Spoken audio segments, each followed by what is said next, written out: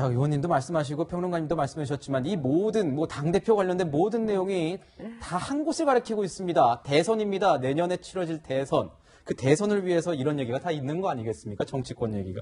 자, 지금 보면 빅3라고 불리는 더불어민주당의 이 3명의 후보가 각자 세력화에 나서면서 뭔가 이 싱크테크 발족들을 하면서 이 모습을 좀 보이려고 부각을 시키려고 하는 것 같아요. 어떤 모습이 좀 보이고 있죠, 평론가님? 네, 우선 이재명 지사 오는 12일 민주평화광장 창립대회에 참석한다고 하는데 우선 조정식 의원이 주도하는 이재명 지사 대선 준비를 하기 위한 싱크탱크라고 합니다. 그런데 보다 주목할 만한 모임은 성공과 공정 포럼, 성공 포럼이라고 하는데요. 여기에는 네. 민주당 현역 의원 30명이나 참여를 한다고 알려지고 있습니다. 그런데 물론 민주당이 이제 범여권 거의 180석 가까이 됩니다만 170석이 넘죠.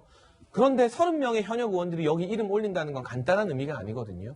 대선이 이제 1년 정도 남았는데 본인들 스스로 이재명계라고 프레이밍 되는 것을 두려워하지 않겠다는 뜻이기 때문에 당내 비주류이고 여전히 친문에 비하면 소수이긴 합니다만 네. 차기를 바라봤을 때는 과거의 친문으로 분류되었던 현역 의원들조차도 이제는 조금씩 이재명 지사에게 가까이 다가가고 있는 그런 움직임들이 가시화되고 있는 것은 아닌가 하는 그런 측면에서 이 성공 포럼의 움직임을 대단히 주목해봐야 될 것 같고요. 성공 포럼을 봐야 된다. 네. 이낙연 전 대표 같은 경우 이제 신복지라는 본인의 구상을 매개로 해서 신복지 광주 포럼 또 신복지 부산 포럼 등 전국의 이 신복지와 관련된 정책 포럼을 연다고 하고 네. 정세균 전 총리도 이 광화문 포럼에 참석합니다. 정세균계 정치인들이 모인 포럼인데 그동안은 정세균 전 총리가 한 번도 직접 참석한 적이 없었는데 이번에 처음 여의도의 모습을 드러내기로 결정했다는 것은 대선 레이스를 본격 가동하겠다, 시동을 걸겠다 그런 뜻으로 해석이 되고 있습니다. 그렇군요. 네, 정말 여권에서는 무엇보다도 이 이른바 친문의 마음이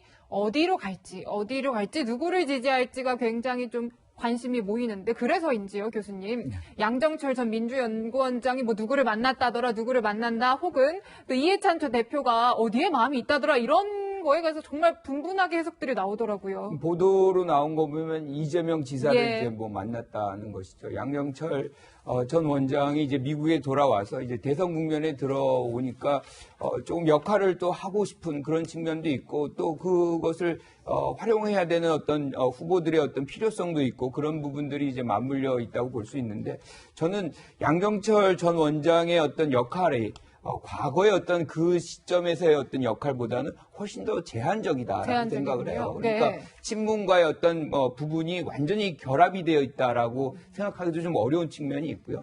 이해찬 전 대표도 마찬가지입니다. 그래서 실질적으로 친노다 그러면 그 대표성을 인정받지만 그것들이 과거처럼 이해찬 전 대표의 어떤 말 한마디에 대거 움직인다 이런 상황은 아니라고 보이거든요. 그래서 네. 이런 장면에서 어떻게 해도 이제 만남과 결합 이런 것들이 반복적으로 나타날 수밖에 없는 것이고 그런 장면의 그냥 일부분인 것이지 이것 자체가 뭔가 구도를 만들어내고 선거에 결정적인 역할을 한다 저는 그렇게는 보지 않습니다. 네, 정치라는 게 보면 생물이고 또 합종 연행하면서 세력을 키웠다가 줄어들었다가 이런 모습이 있으니까요. 앞으로 잘 지켜봐야 되겠습니다. 자, 오늘 보면은 이제 군소 후보들이라는 그 언론에서는 표현들을 하던데요. 군소 후보들의 하나둘씩 레이스에 발을 담그는 모습입니다. 박용진 의원이 오전 11시에 출마 선언을 했고 12일에는 양승조 충남지사가 출마 선언을 할 예정입니다. 김두관, 이광재 의원도 지금 막판 저울질을 하고 있는 것 같고 추미애 전 장관, 임종석 전 실장도 비서실장도 막판 고민을 하고 있는 것으로 알려졌습니다. 자, 의원님, 이렇게 어떻게 보면 지금 빅3, 이건 여권에서 나오는 얘기입니다. 빅3가 있는 상황에서 다른 후보들도 굉장히 많이 이 레이스에 발을 들이고 있는 모습들인데 어떤가요? 이 정치권에서 대선에 뛰어든다는 건 어떤 의미가 있는 겁니까?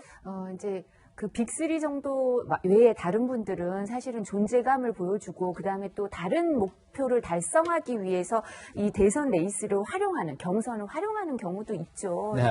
또 이렇게 많이 나오게 되면 어떻게 되냐면 컷오프를 할 수밖에 없어요. 컷오프가 6명까지인가요? 네, 네. 컷오프를 할 수밖에 없어서 그렇게 해서 이제 일정 부분 이제 그 전당대회를 하거나 대선 경선을 하거나 하면 이제 상습까지는 아니지만 자주 출마하시는 분들이 있어요. 그래서 본인이 본인의 이제 정치적인 수명이 남아 있다는 걸 보여주기 위해서 그다음에 이렇게 하시는 분들이 있어서 물론 여기 나온 분들이 그런 분들은 아니라는 그렇다는 건 아니어서 말씀입니다. 일부 네. 분들은 그런 그래서 거네. 아마 컷오프가 치열할 거고요. 그다음에 사실 이재명 지사 같은 경우에는 지금 빅3 중에서도 아주 독보적인 존재감을 보여주는 거잖아요. 아주 여론조사도 많이 나오고 그다음에 또 우리가 주목해서 봐야 될 거 하나가 해외까지 망라하는 지원 조직이 있다. 이러면 다 갖춘 거거든요.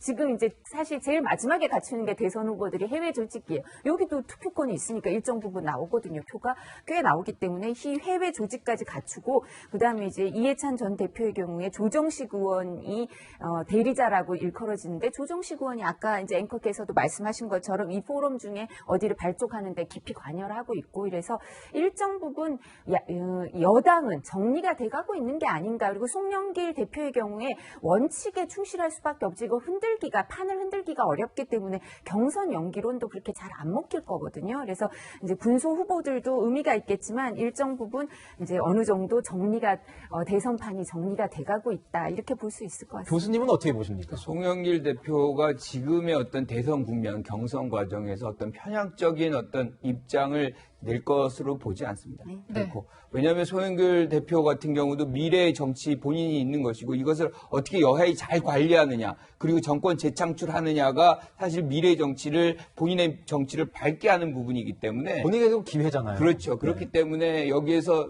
일종의 이제 줄을 선다 뭐 이런 것보다는 아주 관리적인 차원에서 철저하게 이제 노력하는 그런 모습들을 보이려고 할 것이다 이렇게 생각합니다. 네. 자, 네, 야권 얘기를 좀 더 이어서 해보면은 역시 윤석열 전 총장의 관심이 굉장히 많이 가고 있고요. 일각에서는 김호수 검찰총장 후보자가 임명이 좀 되고 자리를 잡으면 그 이후에 움직이지 않을까 이런 분석이 나오더라고요. 네, 왜냐하면 지금 현재 검찰총장이 공석 상태 아니겠습니까? 조남관 차장 대행 체제로 운영되고 있는데 김호수 총장이 청문회를 거쳐서 총장 후보자가 청문회를 거쳐서 임명되게 되면 새로운 검찰총장이 들어선 것이기 때문에 검찰총장에서 사퇴하면서 국민의 기대를 받게 된 윤석열 전 총장이 여러 행보를 하기에 부담이 적어지는 건 사실입니다. 네. 네. 그리고 최근에 이 윤석열 전 총장 측근 쪽에서 언론 인터뷰한 내용을 보게 되면 네. 우리는 여의도 문법대로 가지 않는다. 네. 윤 전 총장 본인의 페이스대로 행보를 할 것이라고 말을 했는데 그 말뜻은 다소 조급하게 일각에서 관측하는 것처럼 5월 내, 6월 초 이렇게 정치적인 활동을 할 것으로는 보이지 않고요. 네. 행보를 하더라도 그게 곧장 대선 출마 선언을 하거나 또는 국민의힘에 합류하는 방식은 거의 안 될 것 같습니다. 아마 정승국 교수 만난 것처럼 여러 가지 외교 안보나 노동 문제, 경제 문제의 전문가들을 만나는 그러한 행보로 전국적으로 또 돌아다니면서 현장의 목소리를 청취할 수도 있는 것이고요. 그러한 정치 선언은 하지 않았지만 실질적인 정치의 행보를 조금 더 해 나가면서 어느 정도 이 대선 분위기가 무르익었을 때 국민의힘 경선 참여 여부나 대선 출마 선언 등은 여름을 지난 시점에서야 기대해 볼 수 있지 않을까 하는 관측을 해보고 싶습니다. 5월설, 6월설, 7월설 이렇게 계속 나오고 있는데 지금 보면 윤 전 총장이 현재 민주당 대권주자 3인과 붙었을 때 그 가상 대결에서 모두 좋은 성적을 거뒀다 이런 평가가 나오는 이 분석이 나오는 여론조사 결과가 있습니다. 지금 보시는 건 이재명 지사와의 가상 대결이고요. 그 다음은 이낙연 전 대표와의 여론조사 결과입니다. 그 다음은 정세균 전 총리와의 가상 양자 대결 결과입니다. 자, 이런 상황에서요, 의원님. 여당에서 윤 전 총장에 대해서 몽골 기병 같다 이런 얘기를 했습니다. 이거 이렇게 어떤 모습이 그런 건가요? 조응천 의원이 그런 발언을 했는데 검찰 출신이죠. 이제 국정원에도 있었고요. 청와대에도 근무를 했어요. 조응천 의원. 근데 그리고 본인도 특수 수사를 받기도 했어요.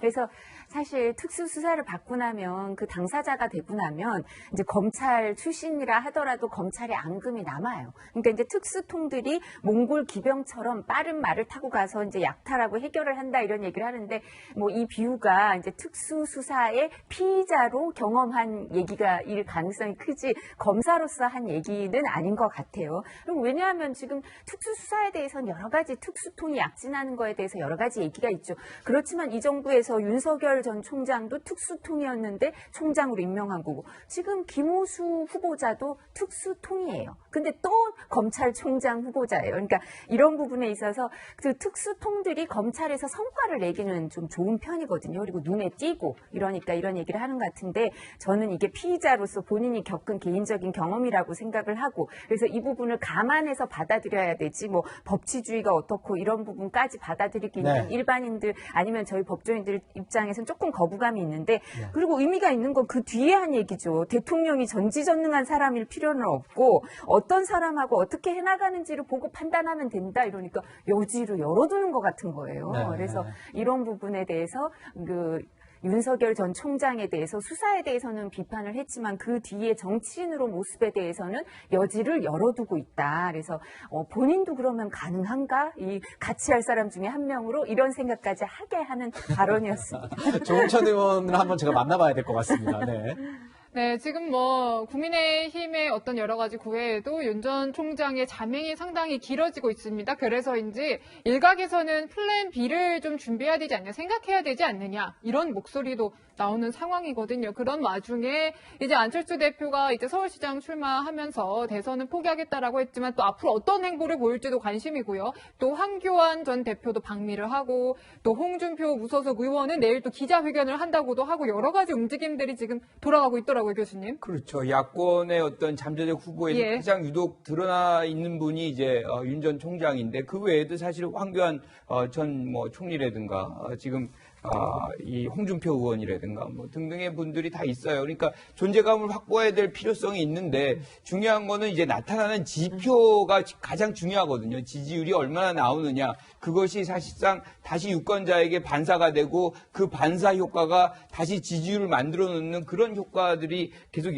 상쇄적으로 이렇게 발생을 해요. 그런 측면에서 본다 그러면 여전히 윤 전 총장의 어떤 입장이 야권에선 가장 이제 유독 두드러지는 그런 측면이 있는데 저는 아까 조홍천 의원의 얘기 중에 예. 가장 이제 주목하고 싶었던 것이 이겁니다. 수사 달성을 위해서 법치주의 약화도 두려워하지 않는다.